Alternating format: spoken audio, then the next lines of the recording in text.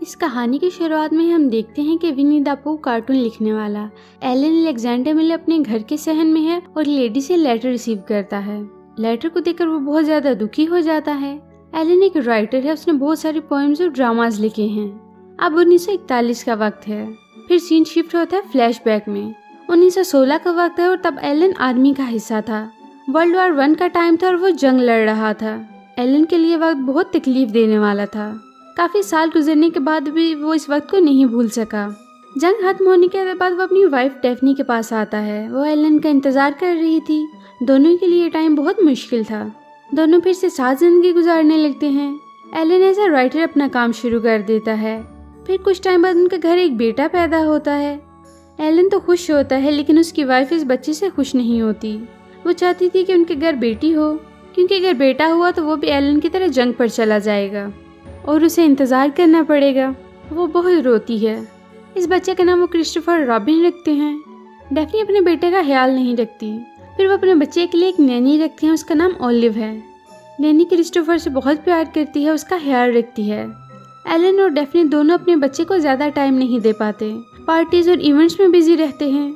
अब एलन 3 साल का हो गया है। इन 3 सालों में ओलिव ने उसे सगी माँ की तरह पाला है। एलन अब ड्रामास लिख लिख कर बोर हो चुका है। वो इंग्लैंड के कंट्री साइड में जाता है अपनी फैमिली को लेकर, ताकि कुछ नया लिख सके। यहाँ बहुत ज़्यादा घना जंगल है। क्रिस्टोफर को उसकी माँ कुछ एनिमल टॉयज देती है, जिन्हें देखकर वो बहुत खुश हो जाता है। ये एक टाइगर, बेयर, डंकी और पिगलेट हैं। वो अपनी माँ से कहता है कि मेरे पास जो टाइगर है इसका क्या नाम है। वो कहती है कि इसका नाम एडवर्ड है। उन्हें इस जगह पर शिफ्ट हुए काफ़ी दिन गुजर जाते हैं और एक दिन एलन जंगल की तरफ निकल पड़ता है। क्रिस्टोफर भी इसके पीछे पीछे आता है। एलन जब उसे देखता है तो कहता है कि वापस घर जाओ। वो कहता है कि क्या मैं वापस घर चला जाऊं? और फिर वो उसे कहता है कि नहीं, मेरे साथ चलो। वो अपने डैड से कहता है कि मेरे पास जो डंकी है आप उसका नाम बताएं। वो कहता है कि इसका नाम ईहो है। जब वो थोड़ा आगे जाते हैं तो शहद की मक्खियों की आवाज़ सुनकर एलन फील्ड हो जाता है। उसे जंग का वक्त याद आ जाता है। क्रिस्टोफर उसे कहता है कि डैड, डरने की कोई बात नहीं है, ये तो शहद की मक्खियाँ हैं, शहद इकट्ठा करके वापस चली जाएंगी। ये सुनकर एलन रिलैक्स हो जाता है। एलन की वाइफ उसे कहती है कि तुम लिखना क्यों नहीं शुरू करते? यहाँ तो तुम लिखने के लिए आए थे। जंग के बाद लोग परेशान हैं, तुम जंग के खिलाफ बुक लिखो और लोगों की जिंदगियों में रंग भरो। वो उसे ये भी कहती है कि तुम्हें झेलना मुश्किल है, इसलिए मैं लंदन जा रही हूँ। वो पूछता है कि वापस कब आओगी? वो उसे कहती है कि जब तुम लिखना शुरू करोगे। नैनी कहती है कि मैं और क्रिस्टोफर भी लंदन जाना चाहते हैं, ताकि क्रिस्टोफर को जू दिखा सके। अब वो तीनों लंदन जाते हैं और फिर वो जू देखने जाते हैं। क्रिस्टोफर वहाँ एक बेर देखता है और पूछता है कि इसका क्या नाम है। ओलिव उसे कहती है इसका नाम विनी है और सिपाहियों ने इसकी माँ को मार दिया और ये यहाँ पे अकेला रहता है। अब ओलिव और क्रिस्टोफर वापस आ जाते हैं और डेफनी वहीं लंदन में है।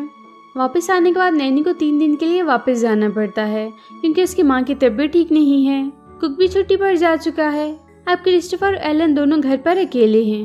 नैनी के जाने से क्रिस्टोफर उदास हो जाता है, क्योंकि उसके साथ खेलने वाला कोई नहीं है। फिर हम देखते हैं कि एलन अकेला बैठा कुछ लिख रहा है। क्रिस्टोफर इसके पास आता है और कहता है कि आप जंग के अगेंस्ट बुक लिख रहे हैं, ये एक अच्छा आइडिया है, लेकिन अगर आप मेरे लिए भी कुछ लिखेंगे तो मुझे अच्छा लगेगा। फिर एलन क्रिस्टोफर को जंगल की तरफ ले जाता है। क्रिस्टोफर अपने डैड को बताता है कि हमने जू में एक बेर देखा, उसका नाम विनी था। सिपाहियों ने उसकी माँ को मार दी और वो अकेला था। सब एनिमल्स उसे गुस्से से देखते हैं। एलन उसे कहते हैं कि जंगल में भी बेर हो सकते हैं, लेकिन क्रिस्टोफर कहता है कि यहाँ बेर नहीं है, यहाँ सिर्फ शहद की मक्खियाँ हैं। फिर एलन उसे कहता है कि वो देखो दरख्त के ऊपर बेर है, ये कहाँ से आया? ये क्रिस्टोफर का बेर एडवर्ड था। दरअसल उसके डैड ने ये बेर खुद रखा था। फिर वो अपने बेटे के साथ खेल खेलते हैं। वो पहली बार उसके साथ इतना टाइम स्पेंड कर रहे थे, उसके साथ खेल खेल रहे थे। इसी तरह वो कहानियाँ भी लिख रहे थे जो उसी से रिलेटेड थी। क्रिस्टोफर बहुत खुश होता है। फिर हम देखते हैं कि डाइनिंग टेबल पर खाना बहुत ज़्यादा है। एलन ने इसके एनिमल टॉयज को भी साथ बिठाया है। टाइगर का नाम टिगर, बेयर का नाम विनी, डंकी का नाम ईहो और पिगलेट का नाम पिगलेट रखते हैं। अब उनके पास बहुत सारी कहानियाँ हैं। शहर से एलन का एक दोस्त आता है। वो क्रिस्टोफर उसके टॉयज के स्केचेस बनाता है ताकि कहानियों में यूज़ कर सकें। वो अपनी वाइफ को एक पोइम भेजता है जिसका नाम वेस्पर है और ये विनी द पूह से रिलेटेड है। उसकी वाइफ घर वापस आती है। वो खुश होती है और एलन को बताती है कि मैंने ये पोइम पब्लिश करवा दी है और ये सबको बहुत पसंद आई है। एलन विनी द पू पर बहुत ज़्यादा मेहनत करता है और जब पहली बुक पब्लिश होती है तो सबको बहुत पसंद आती है। रातों रात वो सेलिब्रिटी बन चुका था। हर तरफ इस बुक के चर्चे थे। एलन एक अच्छा राइटर था, लेकिन इस बुक ने इसका बाकी के काम को पीछे छोड़ दिया था। जब लोगों को पता चला कि क्रिस्टोफर रॉबिन रियल में एक लड़का है तो लोग उससे मिलने की ख्वाहिश करते हैं। नैनी की मदर की डेथ हो गई थी, इसलिए वो काफ़ी दिन बाद आई है। क्रिस्टोफर उसे देखकर बहुत खुश होता है। वो एलन को कहती है कि मैंने अपनी फ्रेंड के घर पर पोएम पढ़ी थी, बहुत अच्छी लिखी है आपने। क्रिस्टोफर अब स्टार बन चुका था। पार्टीज में जाता था, लोग उसके साथ पिक्चर्स बनाते थे, ऑटोग्राफ लेते थे, लेकिन उसे ये सब अच्छा नहीं लगता था। वो अपने डैड के साथ खेलना चाहता था। उसके डैड उसे बिल्कुल भी वक्त नहीं देते थे, या तो पार्टीज में बिजी होते थे या तो लिखने में। क्रिस्टोफर अब बहुत उदास हो चुका था। नैनी से उसकी ये हालत देखी नहीं जाती थी। उसे उदास क्रिस्टोफर अच्छा नहीं लगता था। क्रिस्टोफर को नैनी बहुत ज़्यादा प्यार करती है। फिर नैनी को भी एल्फ्रेड से प्यार हो जाता है और वो उसके साथ शादी करने वाली है। क्रिस्टोफर को जब ये बात पता चलती है तो वो और ज़्यादा परेशान हो जाता है। उसके पास सिर्फ उसकी नैनी का प्यार है। वो नहीं चाहता कि नैनी उसे छोड़कर जाए। वो अपने माँ बाप को नैनी के बारे में बताता है। वो नैनी को बुलाते हैं। क्रिस्टोफर की माँ नैनी को ताना देती है कि तुम्हारी वजह से हमारा बेटा इतने दिन से परेशान था। वो उन्हें कहती है कि आप अपने बेटे के साथ ज्यादती कर रहे हैं। पार्टी जो अपने काम में बिजी रहते हैं, उसे बिल्कुल भी टाइम नहीं देते, सिर्फ फेम और पैसा कमाने के लिए उसे यूज़ कर रहे हैं। वो उन्हें कहती है कि आपको इसकी परवाह नहीं है। उसकी माँ नैनी को कहती है कि मैंने इसे पैदा किया है, क्या मुझे इसकी परवाह नहीं है। वो एलन को कहती है कि एक फादर को अपने बेटे को टाइम देना चाहिए।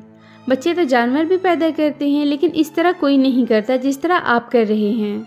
डेफनी उसे बहुत ज़्यादा डांटती है और नैनी ये जॉब छोड़कर चली जाती है। क्रिस्टोफर को छोड़कर जाना उसके लिए इतना आसान नहीं था, लेकिन फिर भी उसे जाना पड़ता है। नैनी के जाने के बाद एलन को एहसास होता है कि उसने कितना गलत किया है। उसकी खेलने कूदने की उम्र है, ना कि पार्टीज में जाने की और ऑटोग्राफ की। वो क्रिस्टोफर को कहते हैं कि अब तुम्हें कहीं जाने की ज़रूरत नहीं, तुम अपनी ज़िंदगी में आज़ाद हो, जो चाहो कर सकते हो। वो उसे ये भी कहते हैं कि मैं कभी भी विनी द पू और क्रिस्टोफर रॉबिन के बारे में एक लाइन भी नहीं लिखूंगा। ये सुनकर क्रिस्टोफर बहुत ज़्यादा खुश हो जाता है। फिर वो उसे एक बोर्डिंग स्कूल में दाखिल करवा देते हैं। वहाँ के बच्चे उसे विनी द पू बुक की वजह से बहुत तंग करते हैं। वक्त गुजरता जाता है और क्रिस्टोफर अब बड़ा हो चुका है। वर्ल्ड वॉर 2 का वक्त आ चुका है। क्रिस्टोफर को आर्मी में जाने का बहुत शौक है, लेकिन मेडिकल में फेल होने की वजह से वो आर्मी में नहीं जा सका। वो बहुत डिसअपॉइंट हो जाता है। वो अपने फादर को कहता है कि मुझे पता है कि आप मुझे आर्मी में भर्ती करवा सकते हैं, क्योंकि लोग आपसे बहुत ज़्यादा प्यार करते हैं और ये सब मेरी वजह से हुआ। ना चाहते हुए भी एलन उसे आर्मी में भर्ती करवा देता है। वॉर में जाने से पहले वो अपने फादर को कहते हैं कि विनी द पू बेयर ने मेरी जिंदगी खराब कर दी। पहले हम जंगल में घूमते थे, खेलते थे, फिर आपने विनी द पू के बारे में लिखा और सब खत्म हो गया, आप बदल गए। एलन कहता है कि जब मुझे एहसास हुआ तो मैंने लिखना बंद कर दिया, मेरी जिंदगी के सबसे अच्छे दिन थे। क्रिस्टोफर कहता है कि फिर आपने उन्हें बेच दिया। वो उसे कहता है कि तुमने खुद ही तो कहा था कि मेरे बारे में किताब लिखो। अपने फादर को कहता है कि मैंने ये कहा था कि मेरे लिए किताब लिखो, ना कि मेरे बारे में। फिर वो ट्रेन में बैठकर जंग के लिए चला जाता है। अब सीन आता है प्रेजेंट में। एलन वो लेटर खोलता है जो उसे रिसीव हुआ है। लेटर में लिखा होता है कि आपका बेटा मिसिंग है, जंग में मारा गया है। एलन और उसकी वाइफ बहुत रोते हैं। एलन नैनी के पास जाता है। वो बहुत ज़्यादा रोती है क्योंकि वो क्रिस्टोफर को अपने बच्चों की तरह प्यार करती है। एक रात एलन अपने घर के सहन में बैठा होता है, तभी उसे दूर से कोई आता हुआ दिखाई देता है। जब वो देखता है तो उसका अपना बेटा बिली मून है। वो उससे प्यार से बिली मून बुलाते थे। वो अपने फादर से हाथ मिलाता है। एलन उसे कहता है कि क्या तुम सच में जिंदा हो? वो कहता है कि हाँ। तभी उसकी माँ भी आ जाती है।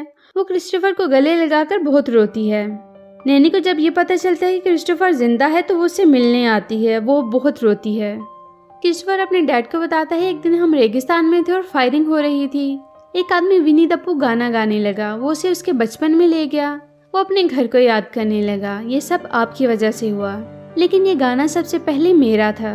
एलन कहता है कि फिर मैंने इसे बेच दिया। अपने फादर को कहता है कि वर्ल्ड वॉर के बाद लोगों की उम्मीद टूट गई थी। आपने उन्हें बचपन याद करवा कर खुशी दी। ये कहानियाँ, जंगल पौन, ये सबसे पहले हमारा था।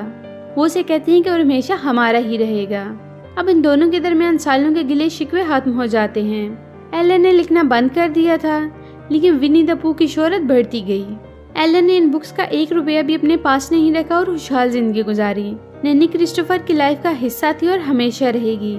आज भी न्यूयॉर्क की लाइब्रेरी में क्रिस्टोफर के टॉयज रखे हुए हैं। और ये बच्चों की आज तक की सबसे पसंदीदा किताब मानी गई है। और यहीं पर ये मूवी खत्म हो जाती है। तो कैसी लगी आपको हमारी आज की वीडियो? अगर आपको हमारी वीडियो अच्छी लगी तो हमारी वीडियो को लाइक करें, शेयर करें और हमारे चैनल को सब्सक्राइब करें ताकि इस तरह की इंटरेस्टिंग वीडियोज़ आपको मिलती रहें।